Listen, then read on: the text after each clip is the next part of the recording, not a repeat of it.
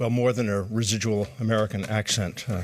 Thank you, Charles, very much. I want to say, I've been here a long time, but it doesn't seem to have rubbed up. And our poor daughter, I don't know what she speaks exactly, a little bit of Scottish and a little bit of English and a little bit of American. I want to say also how very grateful I am both to Charles for his kind introduction, but also to the organizers of the conference who've gone to an awful lot of trouble. I can say بزبان فارسی که نون نمک خوردم و همینطور دیشب مخصوصا تدیک خوردم 2 بار تدیک خوردم خیلی متشکرم و همینطور سیر شدم. There are 2 points I'd like to address with regard to this particular text, and I noticed that the conference organizers cleverly selected an illustration here from this particular text as the logo, as it were, of this very interesting and important conference. The first of the points I'd like to make talks about the understanding of illness and wellness in the medieval Islamic world. And in the course of this issue in particular, I'm going to discuss, of course, the anatomical illustrations, which are long associated with, here we go, there we are, with copies of this particular text. The second has to do with, I think, what I would like to say, tentatively at least, about the state of the Persian language in the medieval period by means of looking at what might be termed the essay's technical terminology vis-a-vis that on offer in other medical anatomical texts. So first let me look at the text and the illustrations.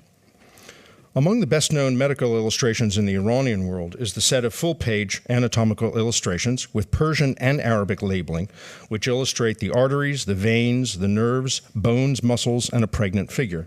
There are 71 recorded sets of Islamic anatomical illustrations. Of all of these, some 2/3 are found with copies, manuscript copies, of the Anatomy of Mansur, not to be confused with the Mansur of Arazi, but that of the Anatomy of Mansur, called Tashrih Mansuri, which is a Persian language treatise on human anatomy, composed in 1386 by Mansur ibn Muhammad ibn, here I'll go right through it, ibn Yusuf ibn Ilyas, for Pir Muhammad ibn Omar Sheikh ibn Timur, who was the ruler of the Iranian province of Fars from 1394 to 1409. The text of the Tashrih Mansuri covers about 40 manuscript folios and consists of 7 sections: an introduction, 5 chapters covering the skeleton, the nervous system, the muscles, the veins, and the arteries, and an appendix on the formation of the fetus and the compound organs, such as the heart. The treatise's section on the nervous system contains the author's only mention of any of the illustrations, and here he cross-references the different pairs and single nerves being discussed in the text with those in the diagram by the color with which they are drawn. The earliest dated copy of the Islamic illustrations is that found in this particular text, is that dated to 1488, and it's at the National Library of Medicine in Washington, D.C., manuscript P18, and I'll be using some of those illustrations which are available up online for download for people who are interested for the course of the talk. The remaining anatomical illustrations are found either inserted as illustrations in other, usually Persian language medical treatises, and these include copies of the General Medical Compendium of the Treasury for the Shah of Khwarazm, written in 1111 by Ismail al-Gorgani, or Jarjani, who was himself a student once removed of the famous Ibn Sina, who died in 1037. Or they are circulating these illustrations sometimes by themselves independently and sometimes minus the labeling.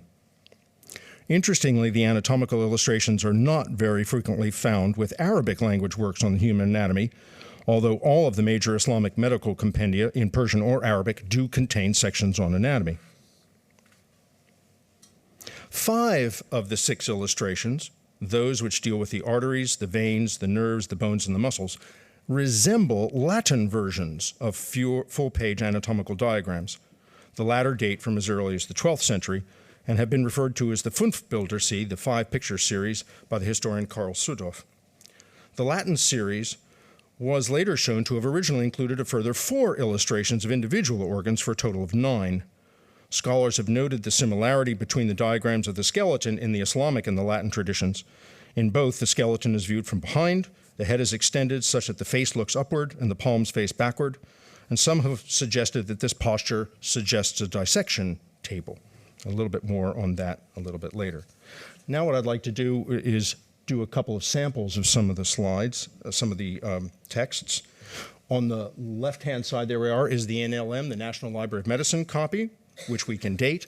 And on the right is the corresponding one for the nerves from an Edinburgh University Library copy, which is an undated copy but originates probably in the 19th century from the subcontinent, as in fact many of our manuscripts at the Edinburgh University Library do. And this is the nerves. The skeleton, including I like that one the best. He's quite cool. Just kind of walking around, very happy, a happy skeleton. I guess if you're, yeah, that's the best way to be. And then the pregnant figure. Here again, the NLM on the left and the subcontinent text on the right. It's interestingly this particular figure, the so-called sixth figure, that is, whose origins are as yet unclear. Oftentimes in some of these, this is simply the arterial figure with a uterus and a fetus in the breech or transverse position. I am not a medical person, so I really have, in that respect, absolutely no idea what I've just said. But that's what I got. There you go. It doesn't have a counterpart in the Latin tradition, speaking to its origins once again, and may have been added by Ibn Ilyas himself. Tashrih Mansuri, the text actually gives no evidence for or against the suggestion, nor refers to this in any way in the actual text. Indeed, as I said, it is only in the discussion of the nervous system that Ibn Ilyas refers to the diagram which accompanies the section. Let me give another slide here. This should be number 6, so this should be number 7. There we go. And again, these are from the Edinburgh manuscript dating from the 19th century. And again, you can see how this, in the Indian subcontinent, morphed into further illustrations. So these are additions, and especially here, and have not been separately studied, so deserve some separate study as to their origins and their details. I want to move on from the illustrations because I'm actually just as interested in the text itself, the Persian language text. And as much for the illustrations which accompany it, the text of Tashrih Mansuri is important for the light that it sheds on the nature of medical discourse about broader issues of illness and wellness within the Islamicate world in the late medieval period.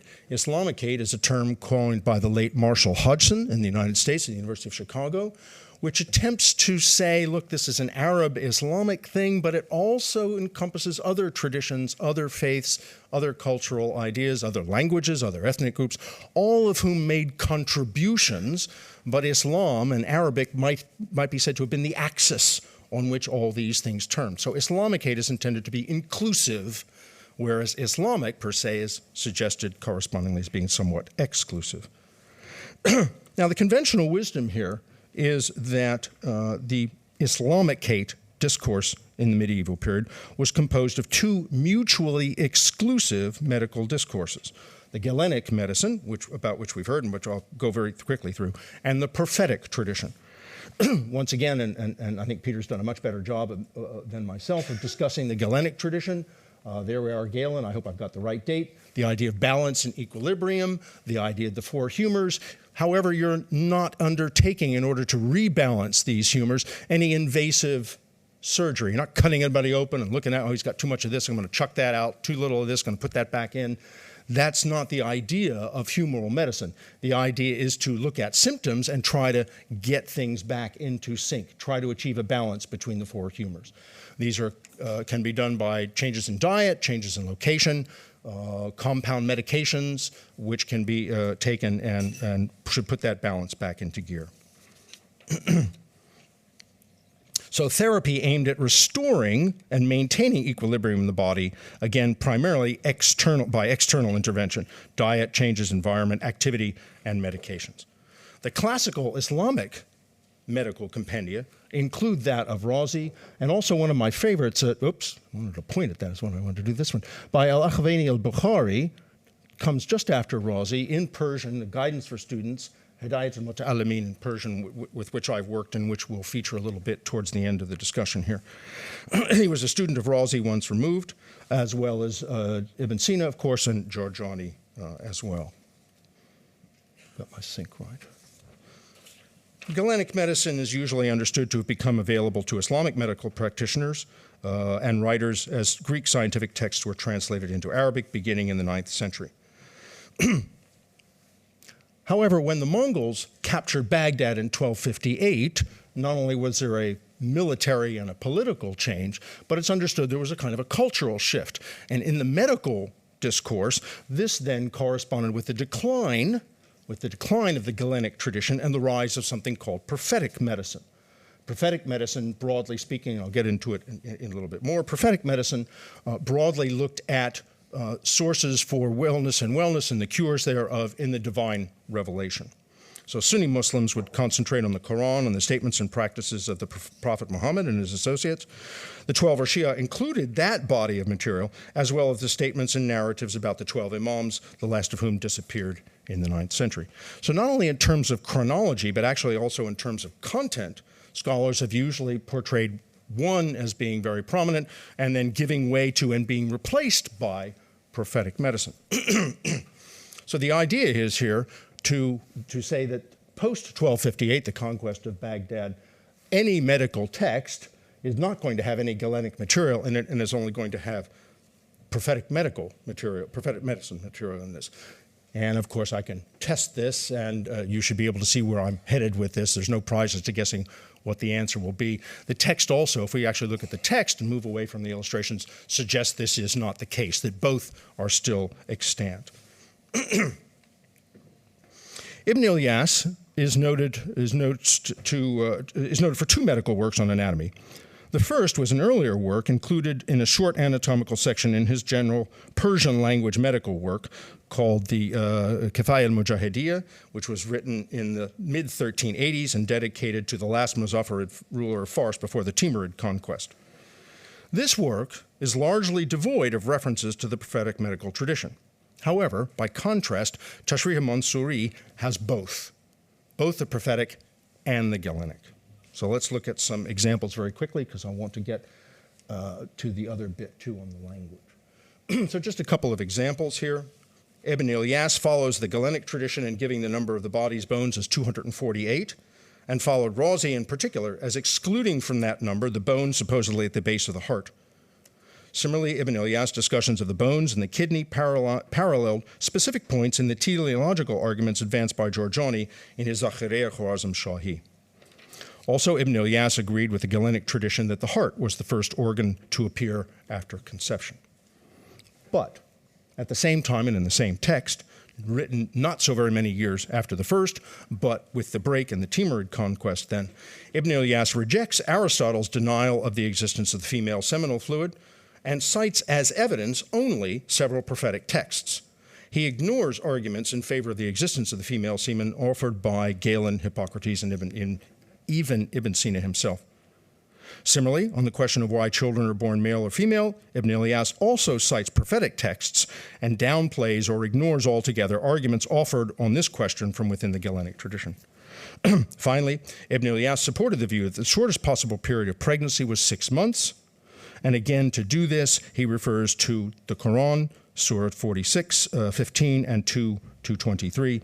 And then, only then afterwards, does he refer to a supporting statement by Ibn Sina on the matter. Why did he do this? Well, there we go. It's really quite unclear as to why he did this, and only balanced the two, but had no references to the prophetic tradition in the first of his two works. It is possible that this was an effort to demonstrate the strengths of the Islamicate medical tradition to an incoming political structure. But what I'm most interested in at this juncture is the fact that both are available, and he borrows from both the humoral tradition on one side and the prophetic tradition on the other. One can note that in this period, at least, there's no definitive evidence as to whether or not human dissection was actually practiced or undertaken by practitioners in the Islamicate medical tradition, nor are there definitive legal strictures in Islamic law against dissection. That is, looking at the jurisprudential texts, as a colleague of Peter's and mine has, Emily Savage Smith, some years ago, looked through all these materials and could not find anything which said this was prohibited. Indeed, early Arabic medical encyclopedias contain repeated appeals for the study of anatomy as necessary for both surgery and phlebotomy. Curiously, although there are no specific references to dissection in Tashrih Mansuri, this particular text Ibn Ilyas in here, in his discussion of which organ appears first, appears to reject observation in favor of analogy, therefore going against the idea that he may have been familiar with or undertaken dissection. Bang. Right. It's worth noting, and this is my own work, partly at least, that Sunni scholars writing in the so-called prophetic medical tradition cited a number of Quranic verses and hadith dealing with various anatomical terms and concepts. So we have references to the aorta, we have references to the jugular vein, of course, and we have this famous statement in one of the early Sunni compendia about the stomach. In Surahs 22:5 and again at 23, for example, the Quran also specifically addresses the question of fetal development. Now, I've worked on the Shi'i prophetic medical tradition, both in the 9th and 10th centuries and also in the Safavid period, and I find exactly the same range of intellectual discourse or spectrum available to religious writers in both periods. That is, there are humoral discussions and there are prophetic medical discussions, and frequently the imams are quoted as talking about things to do with the humors. So I don't find any incompatibility between the two traditions necessarily at all, in particular in the works of Baqir al-Majlisi, who in the late Safavid period is usually identified as being fiercely intolerant of non-Islamic, non-Shi'i thought and practice, in particular anything to do with Greeks and the Hellenic tradition generally. Let me make couple of points before I quickly get onto the language bit. What was the influence of this particular text? There are a lot of copies of it, and rather like numismatics, study of coins, if you get a hoard of coins, you then begin to say, there were a certain number of coins in this particular hoard. That attests to the widespread circulation of particular coins. Well, doing the same thing for manuscript copies, there are a heck of a lot of copies of this particular text. Therefore, the essential idea is that it was very well known and very well used. In particularly, we have a couple of examples of this, a text done in 1646, another as yet undated, a Persian language anatomy by Abd al-Razzaq, and then the very famous Tib al-Akbar for Alamgir, still in the Safavid period, but over in Iran. Once again, picking up on Peter's point about the medical tradition in the Islamicate world as being not interested in discovery and more interested in imitation. Again, quickly, Peter mentioned Ibn Nafis's contribution versus Ibn Sina, and we have Abdul Latif al-Baghdadi, who observed some bone features in which he, as a result of a plague, and he then criticized Galen for having missed that. Let me move very quickly because I want to go right. I want to go to the language business very quickly, and then I'll end. The extent of the Persianization of anatomical terminology that had taken place by the late 14th century. And here I have to limit myself to just one example, using, again, the illustration from NLM P19, the dated text. I want to make the following point. There were, in this period, very early on in the Islamic period, both a distinctive Arabic body of anatomical terminology and knowledge, and a distinctly Persian language body of anatomical knowledge, of terminology. The Hidayat al-Muta'allimin by Al-Akhwani al-Bukhari, died 983, in particular gives us a glimpse into the extent of the Persian terminology of this in just a few centuries after the Islamic conquest. I'm still on the right slide, right. As far as anatomical terminology, although al-Bukhari used Arabic terms in reference to some anatomical structures and procedures, the amount of Persian technical vocabulary therein suggests that this Persian language body of material was quite distinct and in place and still used in the 10th century. As far as anatomical terminology, Ibn Ilyas, in the Tashrih al-Mansuri, made distinctly less use of the formal Persian language anatomical terminology on offer in al-Bukhari's work. Clearly aware of existing Arabic medical and specifically anatomical terminology, however, Ibn Ilyas took very special care to avoid possible misunderstandings arising from the overuse of the formal Arabic terms. So following use of the Arabic, for example, he frequently translated these terms and descriptions, including verb forms, adjectives, and nouns, into very simple, non-technical Persian, generally employing the Persian in the remainder of his explanations of the structure or the process in question, or using the Persian and Arabic terms interchangeably, as if to acquaint a lay audience with the foreign technical terms and their Persian equivalents by sort of constant repetition. Elsewhere, albeit slightly less frequently, his entire discussion makes use of exclusively Persian language terminology. As might be expected, his efforts in this area are most clearly evident in his references to earlier authors' complicated and technical explanations of the structures and the functions of the bones, nerves, muscles, veins, and arteries. I hope this works. There we go. I may have jumped a slide here. But my major examples from this are this is an illustration in these various anatomical discussions here of the order in which, of chapters of the anatomies. And what you can see is, this is why I chose the bones. First of all, the illustrations for the skeleton are much cooler. Happy skeletons are much better. Bones is always the first bit after the introduction. And there you have Ibn Ilyas being quite unique in his discussion of the compound organs, but in particular on the origins of the fetus, as compared with the other writers. The one to pay attention to here is Bukhari, the Hidayat al-Muta'allimin, in the late 10th century, because this is writing in Persian, these others are there. That's in Persian, and then Mansuri is in Persian as well. So let's look at the bones very, very quickly. Oh, it came out. Okay, not so bad. If you look at a couple of these examples, what you'll see is that, for example, with reference to teeth, Tashrih Mansuri, Ibn Ilyas, uses the Persian terminology, dandon. The Arabic is clearly available, but he opts for the Persian in this particular text. Doesn't necessarily always work here. We have to go through these rather quickly. Maps, for example. Again, you've got some of these other terms as well. This one holds. So it's interchangeable and still extant. That's the Persian. It's not wiped out.